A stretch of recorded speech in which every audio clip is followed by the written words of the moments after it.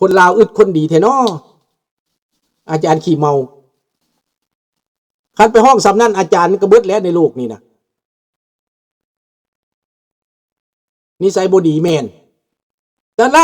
ลุงประกาศเลยเด้อประกาศสงครามกับมันเลยเด้อแมวพวกนี้นะ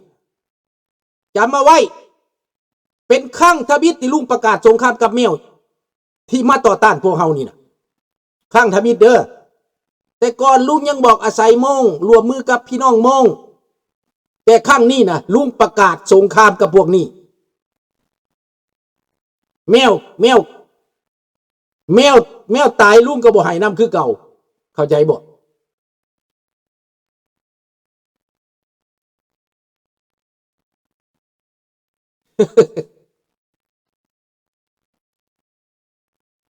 เขามาแต่จีนนี่ใส่ก็เป็นทางจีนแมนคือเห็นบอกมันหลั่งไหลไปจีนมันขายลูกขายหลานมันไปจีนพวกนี้บ่มียางอายดอกพวกนี้นะบ่ต่างอย่างกับสัตว์ในโรงเรียนในไสในป่าในดงกันแบบนั้นแหละแบบสัตว์พวกนี้นะ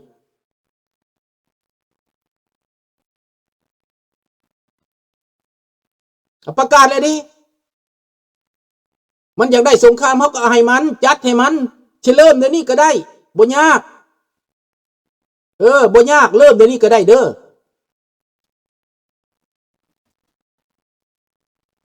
ให้เข้าใจซะผู้ใดอยากได้น่ะประกาศสงครามกับพวกแมวพวกนี้มึงดู 2% ของคนในแผ่นดินนะสิมาครอบคุมคนลาวสิมาคุมเบิดสิมาด่าเบิดสิมาใส่ให้ป้ายสีว่าตัวเองมันเป็นรัฐมนตรีคน1-2 คนมีจักเปอร์เซ็นต์วะขายลูกกินคือหมูคือหมานี่นะสัตว์เขาก็ยังบ่ทำกันนะแม่น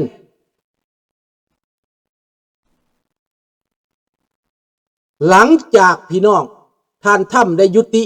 อันนี้ไว้แล้วยุโรปเขาก็ผ่อนลงเขาอาจจะเจรจาดังนั้นสงครามในยูเครนนี้มันเกี่ยวข้องกับเรื่องนี้บ่เกี่ยวข้องกันแน่นอนพี่น้องยุโรปเอาท่าที่แข็งตึงเอาท่าที่นักแน่นเยอรมันฝรั่งเศสโปแลนด์27หา30ประเทศเป็นแพ็คพี่น้องเป็นแพ็คบ่สนใจนำรัสเซียบ่สนใจนำถ้ำอีกถ้ำงงในตอนนี้นะงง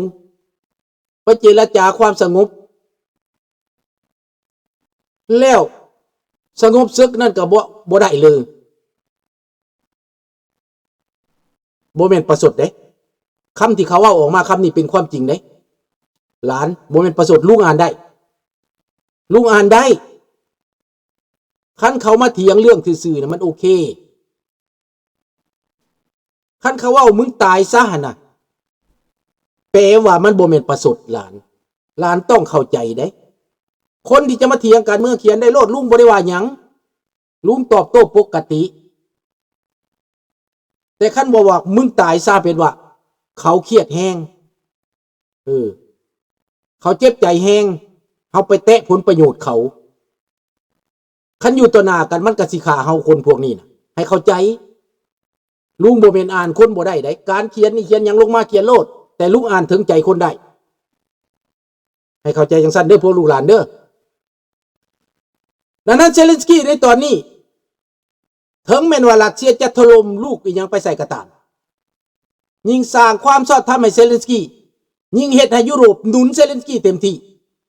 ยิ่งเฮ็ดให้ชาวโลกนี่หนุนเซเลนสกี้เห็นใจเซเลนสกี้หนูกำลังจะมาถามเลยค่ะ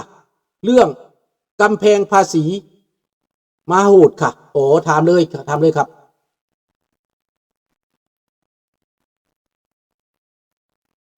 ดังนั้นเรื่องที่ท่านทำนั้นจะไปลดละกับเซเลนสกี้นั้นท่านทำก็อาจจะเสียเปรียบได้อเมริกาจะเสียเปรียบได้พี่น้อง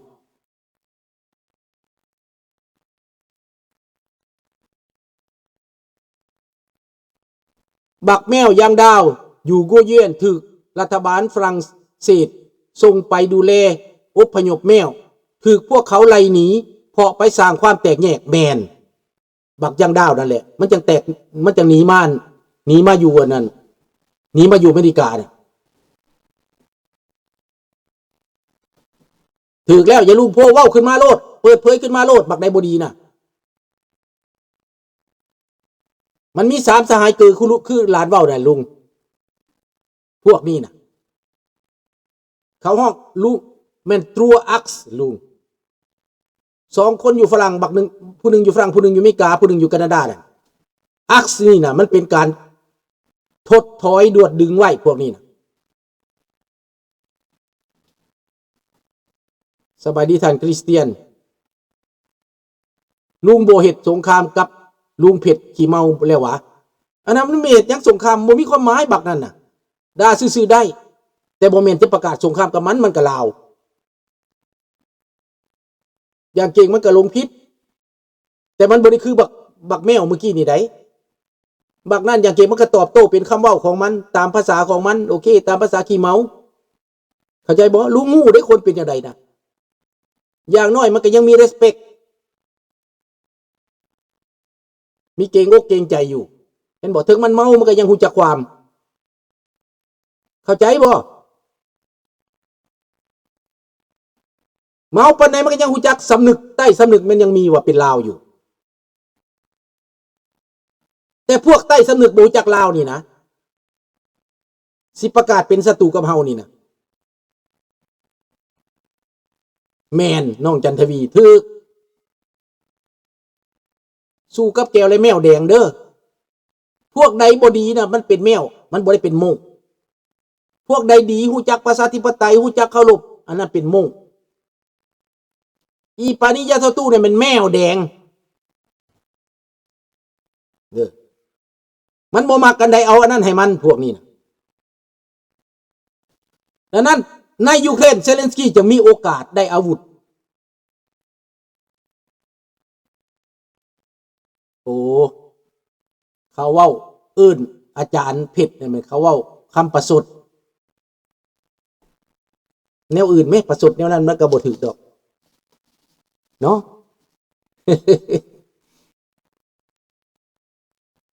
เซเลนสกี้ล่าใส่ F16 ใส่มิก29ล่าอย่าง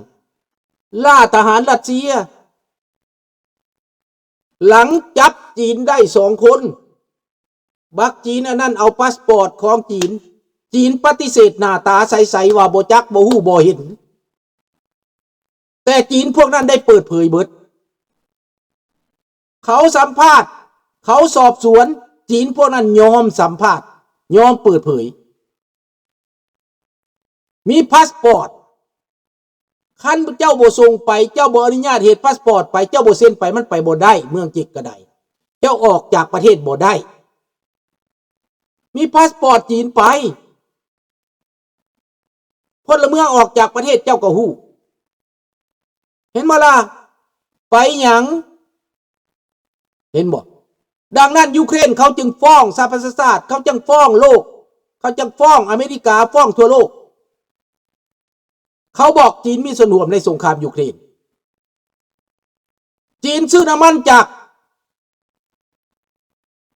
บักโปตินเดี๋ยวนี้โดนัลด์ทรัมป์บอกว่าถ้าเจ้าซื้อน้ำมันขอจะขึ้นภาษี 50% จากน้ำมันขอจะแซงชั่นน้ำมันเจ้าขอจะลงโทษจีนยุ่งและจีนตอนนี้ยุ่งแล้วตอนนี้นะโดนัลด์ทรัมป์กลับไปกลับมาได้บาดนี้ได้ทางการเป็นแนวหนึ่งได้แต่ว่า Twitter ของเราเป็นสงคราม Twitter พวกเจ้าต้องเบิ่งเด้ออีตาทรัมป์เราเฮ็ดหยังเราเฮ็ดสงคราม Twitter เราขู่ทาง Twitter เรายุดทาง Twitter แต่ทางการเป็นเรื่องหนึ่งไหน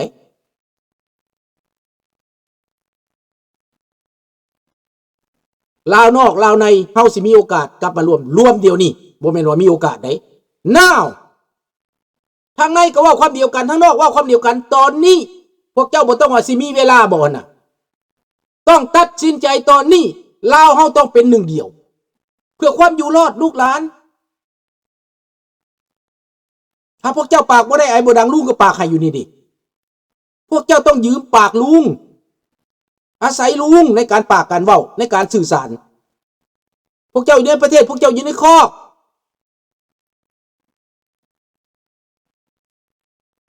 เห็นบ่ล่ะต้องเดี๋ยวนี้ลาวนอกลาวในรวมกันน่ะรวมทางใจโลด Male in USA never accept they were Lao only when they commit crime they say I am Lao อีแมนอันนี้ก็ที่แมนเด้อคันบ่เกิดคดีแล้วเพิ่นเป็นลาวคันบ่เพิ่นบ่มีคดีแล้วเพิ่นว่าเพิ่นเป็นแมวที่แมนแนวนั้นได้แต่เฮาก็บ่ได้ตีรวมดอกบ่ได้เป็นหมดเด้อคนดีก็มีคนรู้จักกฎหมายก็มีข้าพเจ้าเคยพ่อมาอยู่เซนาเตอร์ต่างๆที่ข้าพเจ้าเป็นม่งนะเขาก็ดีข้าพเจ้าเคยพ่อเขาเห็นบ่ล่ะดังนั้นในตอนนี้ยูเครนเป็นต่อและประเทศน้อยๆแต่เป็นต่อรัสเซียส่งทหารเข้ามาคืบเข้ามาอยู่ในคูสตกเข้าวงล้อมตกเข้าเขตทำลายลาบคาบรถถัง30 คัน20 คันขนเข้ามาละลายไปในพริบตาตุ้มบาดาบูมแตกกระจึงแม่นตอนนี้มันสงครามประสาทจะต้องตั้งโดนนี่เริ่มตอนนี้ลูกหลานสงครามจิตวิทยาต้องเริ่มกันตอนนี้ร่วมมือกันตอนนี้ร่วมใจกันตอนนี้บ่แม่นว่าสิมีเวลาสิร่วมกันอยู่บ่สิทอดร่วมกันอยู่บ่แม่นเด้พวกเจ้าเริ่มเดี๋ยวนี้พวกเจ้าเข้ามาฟังนี้ก็แม่นเริ่มการแล้วปฏิบัติแล้วนี่นะเห็นบ่ล่ะกระแสน่ะคู่มือนี่มันบ่ได้ใช้อาวุธทำลายกันดอกน้อยนักสงครามการเปลี่ยนแปลงในยุโรปแต่มันสงครามจิตวิทยานี่ดังนั้นบูมบาดาบูมขึ้นมาแล้วเป็นผุยผงไปเบิดอยู่ในทงนาของยูเครนรัสเซียตายลงหลายไพ่มากเอาเจกเอาแก้วมาตายเอาเกาหลีมาตายเอาเชเชนมาตายอยู่ที่นั่นจนมดจนเสี่ยงสุดท้ายบ่มีทหารไปเอาพวกตำรวจเอาพวกสารวัตรทหารมาเข้าแนวหน้าบาดนี้มึงตายตำรวจสารวัตรทหารได้มาสู่เซิกเองบาดนี้ตายคักๆบาดนี้นะบ่เคยหลบจักเถื่อเอามาเข้าแนวหน้าเอามาอึดเอามาหิวเจกมันปฏิเสธว่าบ่ได้ส่งไปเจ้าจะส่งไปหรือบ่ส่งไปก็ตามคนเจ้าออกจากประเทศไปนะไปอยู่ไสจักมื้อจักวันเจ้าฮู้จักเบิดเจ้าเสียหูหนวกตาบอดบ่ได้เขาจับได้มันบอกมันไปกัน6-7 คนในคณะของมันในหมู่ของมันจับได้2ตายไปจำนวน1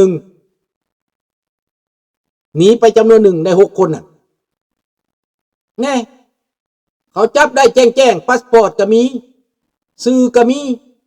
และมองเจ็กพวกนั้นมันย่านตายมันก็ว่าความจริงเขากำลังสู้กันเขากำลังเอาขึ้นสรรพชาติเห็นบ่เจกปฏิเสธบ่ได้เจกตอนนี้ถูกมัดถ้าทำเหตุแล้วพระเจ้าบ่ยุติช่วยเหลือสงครามในรัสเซียกับยูเครนนะมันอยู่ได้ย้อนเจกถ้าทำแล้วว่าได้กดดันจากถ้าทำแล้วนี่นะเนาะอันนี้เรื่องแม่นอ้ายยูเฟสโนเป็นแบบนี้ล่ะลาวดีมันว่าลาวเป็นลาวคันว่าแนวดีมันว่าเป็นลาวคันว่าแนวบ่ดีแล้วมันว่าคันในดีมันว่ามันเป็นโม่งคันในใดบ่ดีว่ามันเป็นลาว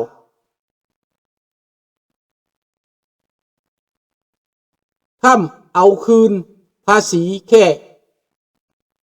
ละประเทศมีเป้าหมายก็คือถ้าประเทศอาเซียนจะยืนระหว่างอเมริกากับจีนอยู่ฝ่ายไทยอยู่ฝ่ายไหนสรุปแล้วก็คืออเมริกาออกมาสกัดจีนแมนอันนั้นถือเป็นวิธีกระทบให้มันกระเทือนไปเรื่องนี้แหละ They are Chinese mercenaries แนวใดก็ตามเจ้าสิแม็กเซอร์แน่แม็กเซอร์ยังกะยาแปลว่ามีปัญหาแหละมีปัญหามันเหตุให้